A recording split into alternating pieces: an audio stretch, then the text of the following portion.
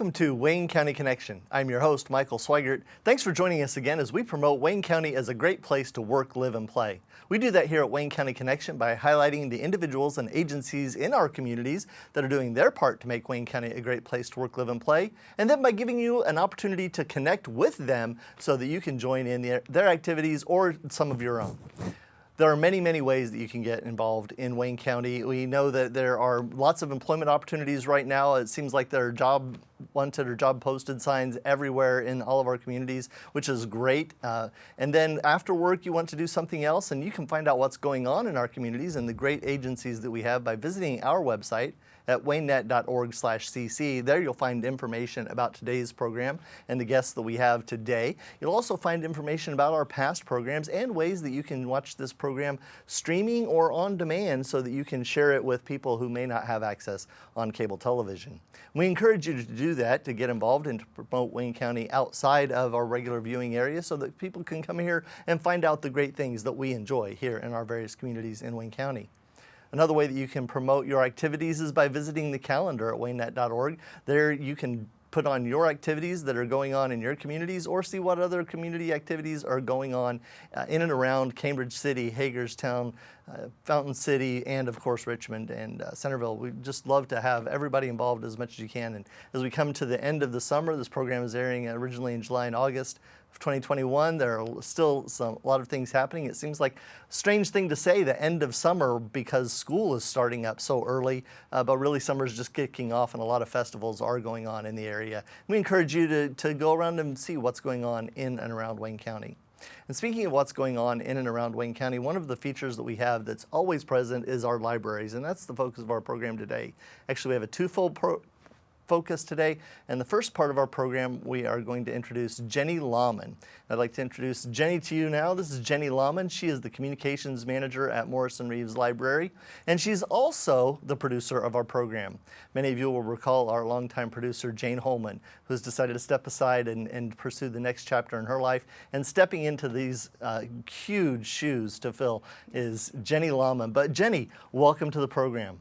Thank you for having me here today, Michael. We are so excited to have you here, not only as a guest, but also as a producer. Now, many of our viewers probably are not familiar with you, even though you've been in our community for a long time. So we're going to start with the standby favorite, which is, tell us a little bit about yourself, Jenie. Well, I've worked at Morrisson-Reeves Library for about 35 years. I think I've worked in many areas there, different service areas, and landed on the communications and marketing. It seemed to be my favorite, but also I have a skill set there with some education and some internships that I've done over the years. I grew up here in Richmond all my life, graduate from Richmond High School. I won't tell you what year, but I'm married to Frank. We've been married for about 31 years this year. We have 2 children. And Katie, she graduated also from Richmond, NIU. She's living out in Austin, Texas. She's a personal trainer extraordinaire out there. She's always doing something fun outside. Our son Chris is a recent Xavier graduate, and he just moved back to Richmond and getting his feet wet here again.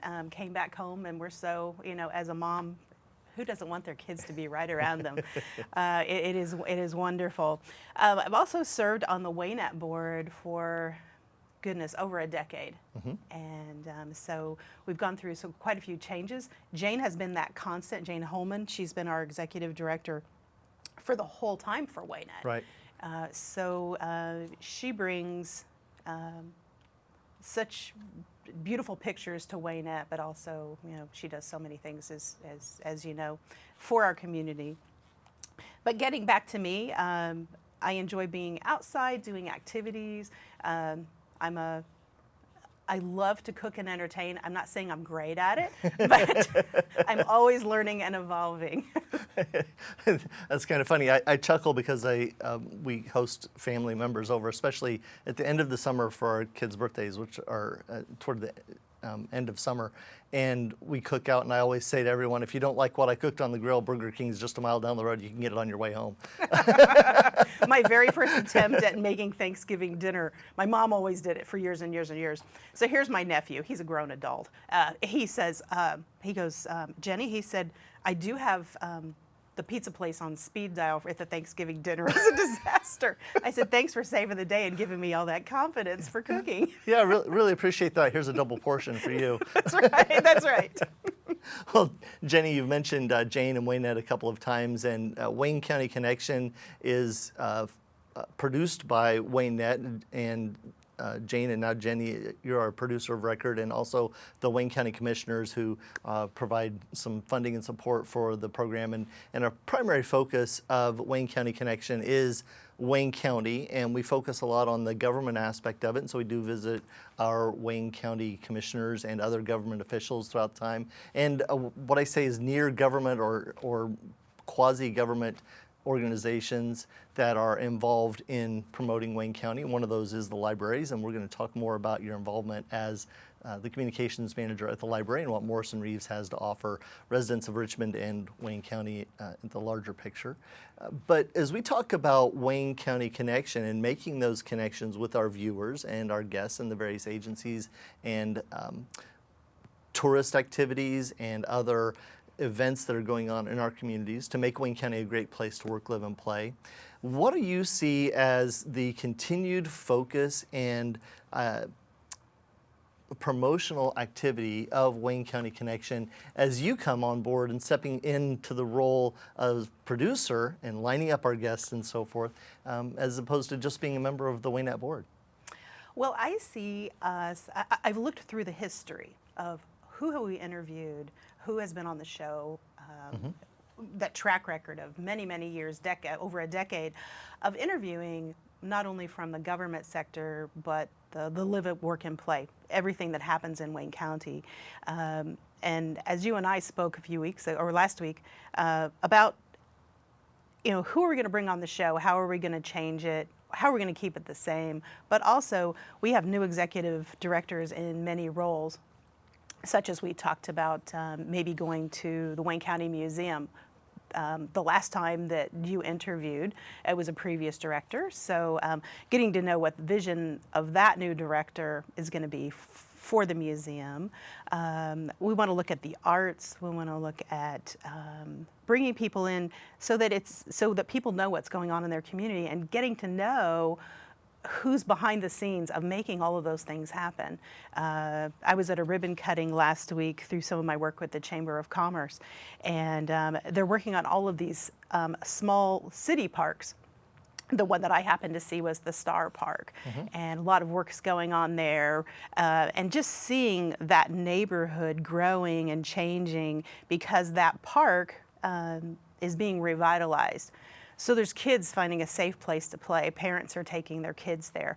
But behind the scenes, there's a director that's working on that. There's funding from some of the local agencies.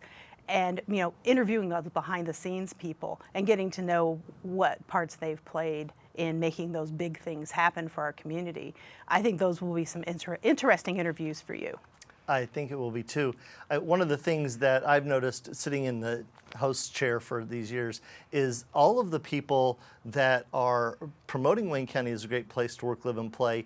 They have a different perspective, I think, of the communities than some of the just general public. One of the things that it's real easy to do is to point out all of the negatives and focus on all of the things that aren't exactly what we want. And it's often easier to think that the grass is greener on the other side of the fence. Some other community somewhere else has something better. They have a better employment opportunity. They have more recreational opportunities. They have more arts opportunities. And then you turn the spotlight back on Wayne County and you realize, holy cow, we have professional actors, we have professional artists, we have professional festival events going on and some things, and it's real easy to kind of overlook those because it's right here, and instead of seeing what's going on right down the street, you're looking at or bombarded on television or other media with things that are going on in other larger communities, and it's real easy to lose that focus. And we have had that that spotlight on Wayne County, and we'll continue to do that. And it's encouraging. Some of the things that we've been able to do recently, the Richmond Shakespeare Festival, which was going on this summer and into the fall, there are some events going on. And again, the libraries. And we want to transition now from Wayne County Connection into the library and talk about your role as communications director. And one of the things that I was thinking about the libraries, I love libraries, I love books, and I love being there. I love coming in. It always surprises me when they ask me to renew my information at the library card thing. Like, wasn't I just here a couple of weeks ago and talking to you guys? But but there's so much going on at the library, and there always has been. So as we come into the fall and the back to school time, my question to you is, how can the library specifically help people who are going back to school, either the youth or the families of the children that are going back to school, or even college or maybe continuing education? And what opportunities do people have at Morrisson-Reeves Library to access the resources that are there for those events? Well, the first thing that I always recommend is to get that library card. Get your library card. We've made some changes in our policies. So maybe if you had fines a long time ago, a lot of those have disappeared. So we're trying to take away all the barriers so that people come in and get that all-access card. When we consider an all-access card, you get that library card and you can check out books, movies, games, tabletop games. You can stream movies and documentaries. We have a vast array of those available. We do love for you to come into the library, experience what we have in the building, and then we do have a digital resource that's open 24/7 that you can access all those digital things as well. We also have specific programs that we're making just for youth. And our teen center has been closed during the pandemic. We're planning for that to open in September. We're going to bring the youth back. That teen center was specifically made for 13 to 18-year-olds, be able to come in, have a safe, fun space. They can work with the librarian if they need some help with their homework, or if they just need to hang out with a few of their friends, or whatever they're wanting to do at the library, or if they just want a little fun space to just hang out and cut loose. We also offer craft programs and cooking programs for teens. Quite a few teens, maybe they don't have somebody at home that's making snacks or a meal or anything like that on a regular basis. Mom's working late. So we teach you how to make some really good healthy options. It's called Simmer Down, and we're hoping to bring that pretty soon back on board.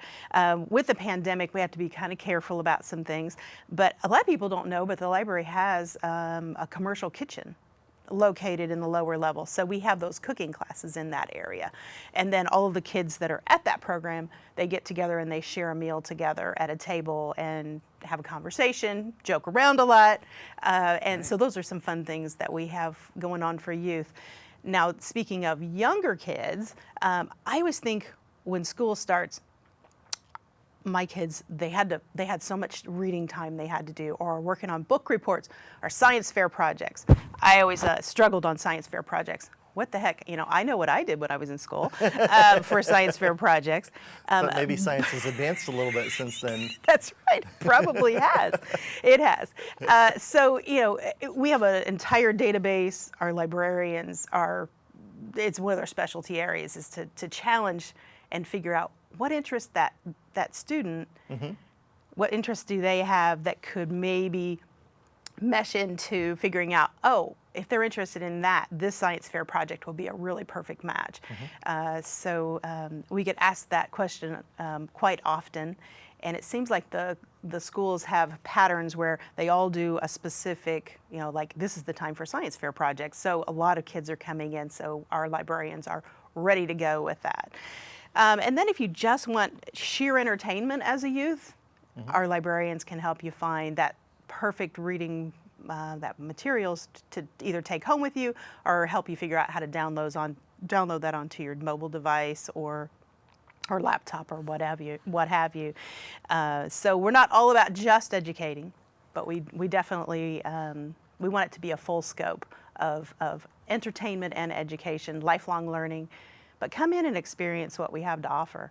Well, you have said it several times in your conversation there, reading and so forth, and I know that I think of libraries primarily as a resource for books. It's kind of in the name there, but there's a lot of other media and a lot of other opportunities for people to engage in libraries. You've talked about the digital branch briefly. I want to ask you, as we're more than halfway through a program, to ask you about what kinds of resources are available for digital use, and is that only accessible in the library? And hit that briefly before we say there's way too much to cover here. You need to get in touch with Jenie or the library staff. But go ahead with right. The digital. Our digital resources, they have grown substantially over the years. When the pandemic hit and many things closed down, we were there pretty much waiting in the wings, and we have quite a number of people that said, hey, how do I access this information? You do need, for many of the resources, you need a library card and a PIN number. Those are easy to get. Just come in the library with a photo ID, or kids 5 and older, they can come in with their guardian and get signed up. You can take things home that day, or you can connect to those digital resources. We have Hoopla, which is, if you think of, I don't want to compare it to the mainstream streaming services, but similar to like a Netflix kind of membership. It is free with your library card. There's movies, how-to videos, travel documentaries, you name it, it's in that. If you like to listen or watch, or listen or experience audiobooks, ebooks, any of those, if there's a book that you want, I'm sure it's on any of those formats, or it's probably on our shelf at the library. So if you like to hold a book, we have that. But those digital resources, specifically, the majority of people that use our resources are using our movie streaming services, music streaming, or the ebooks and audiobooks. Some of the other ones that I find quite interesting, we have a legal resource. If you're selling a car, a motorcycle, or whatever, there's documents in there that you can have that are in Word format. And you just kind of fill in the information. They're specifically made for the state of Indiana, so they are legal use. I would say, if you have questions, definitely seek true legal advice. But there's quite a few forms in there to use, and all of that is free with your card as well. And if you want to repair your car, we have an online Chilton's manual, how to, say you have a Toyota Corolla from 2014. You key that information in and say you want to fix the brakes. Well, there's videos in there and whatnot, anything that you can do to repair that. I think it's quite interesting. I think if I gave you the opportunity, you could talk for the next 3 hours about what the library has to offer. I could. Fascinating. And I think it also brings up, hopefully for our viewers, the concept and the idea that, hey, maybe I haven't been using the library as much as I could. And so where can people go to visit the library? Our library is located downtown at 80 North 6th Street. You'll see our big digital board right on the corner of 6th Street, and there's parking lots on both sides of the library or across the street. Come in, we open at 9:30 Monday through Saturday, and you can also find us online at our website, mrlinfo.org. We're also on social media and some other things, but if you go to mrlinfo.org or give us a call at the library, we'll get you started in no time. All right. Jenie Lahmann, the Communications Manager at Morrisson-Reeves Library and our producer here at Wayne County Connection. Thank you for being on the program, and I encourage you to get connected with Jenie. You can contact her through the website or waynet.org/cc, or visit her at the library if you have questions about what's going on at the library. And she didn't get a chance to talk about the Ask a Librarian service or the Book a Librarian opportunities, or a lot of things that are still going on at Morrisson-Reeves Library. And so we're going to have to talk with you again and encourage you. In the meantime, get involved. We're going to take a little break here, and coming back, we're going to talk to Karen Bays-Winslow at the Cambridge City Public Library. But again, Jenie, thanks for being on the program, and much success. Thank you.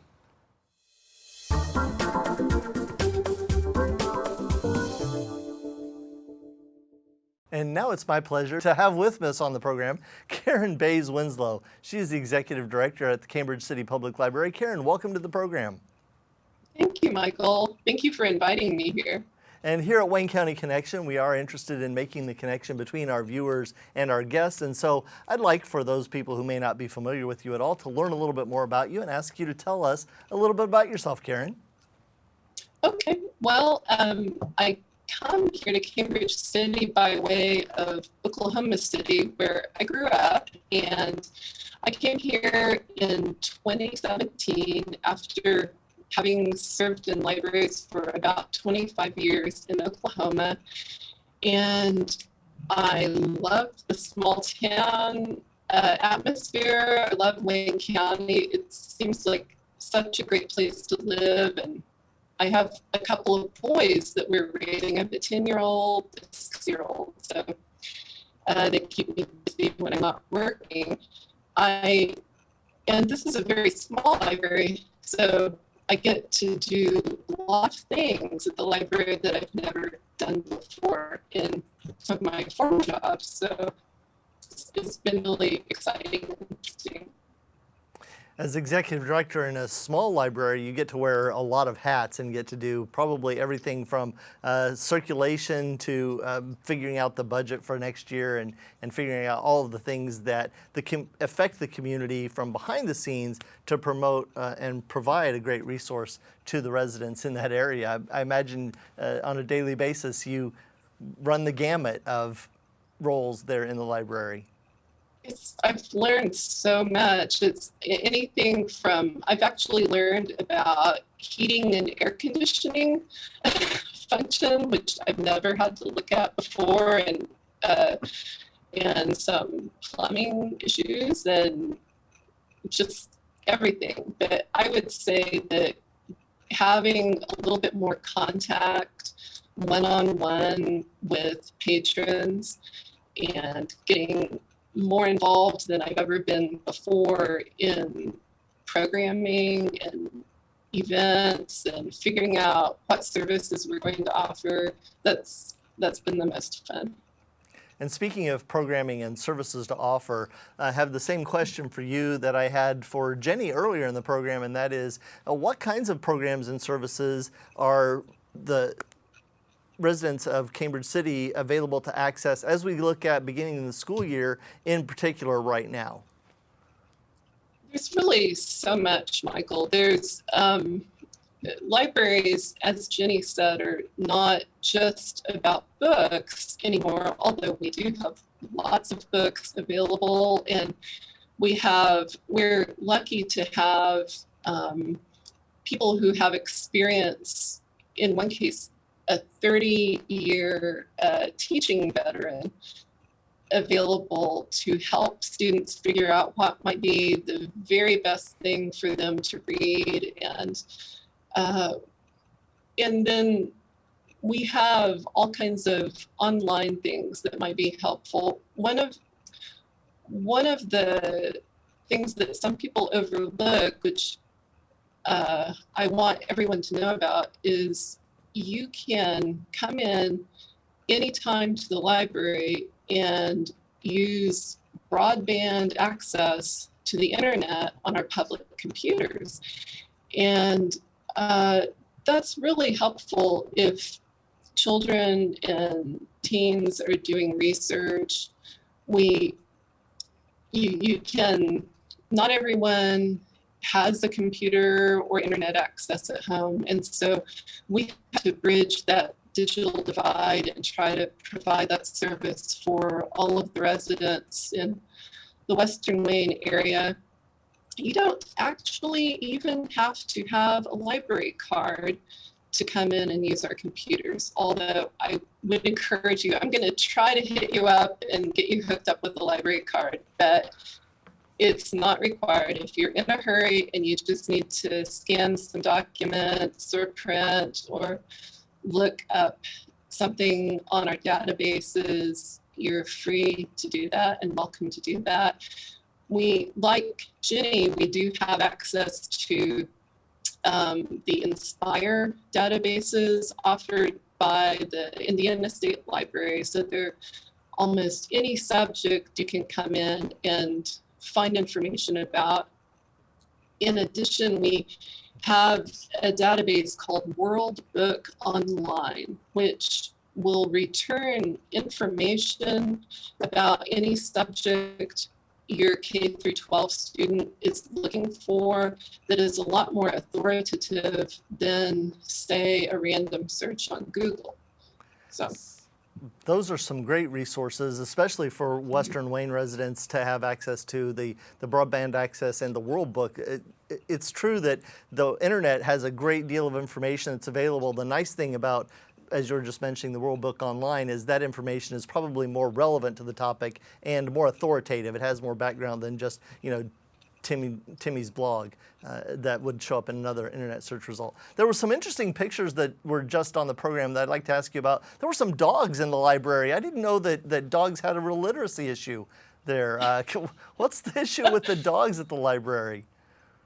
Well, none of our dogs actually have any advanced degrees or even a high school diploma, but we're excited in September to bring back our Pause for Reading program. And this is a program that our Cambridge City resident Jill Moore started. She was a trainer of leader dogs for the blind. So she worked with mostly Labradors to become just highly trained and responsive to humans and to be able to serve the blind. And so when one of those dogs retired, she asked if she could come in and let children read to the dogs, which is a program that we had done before in Oklahoma very successfully. So I was really excited and grateful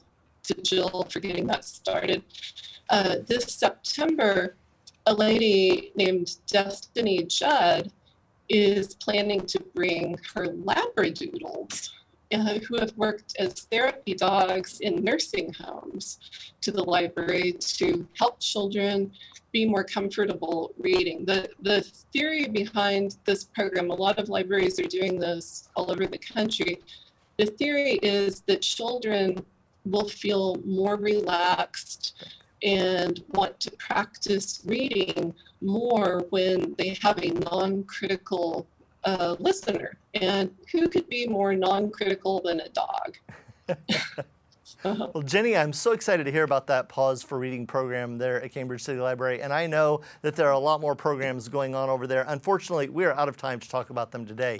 So I hope our viewers have been paying attention to the lower thirds there and seeing that you can get more information about the Cambridge City Library and contact Karen directly at ccitypl.org or links on our website at waynet.org/cc. Also coming up early in August, you're going to be doing an outreach with the rescheduled Richmond Jazz Orchestra program on August 7th, I believe that is. Yes, Yeah, Saturday, okay. August 7th at 3 p.m. Richmond Jazz Orchestra rescheduled because of a thunderstorm. Bring your lawn chairs. We'll have cold drinks and popcorn. All right. Karen, thank you for being on the program today. Really, it's been a pleasure to meet you, and we look forward to talking with you again here at Wayne County Connection. Thank you, Michael. It's been my pleasure. And thank you for watching. Thank you to our producer, Jenie Lahmann, and to the rest of the programming staff here at Whitewater Community Television and the Wayne County Commissioners. Thanks for watching Wayne County Connection. We'll see you next month.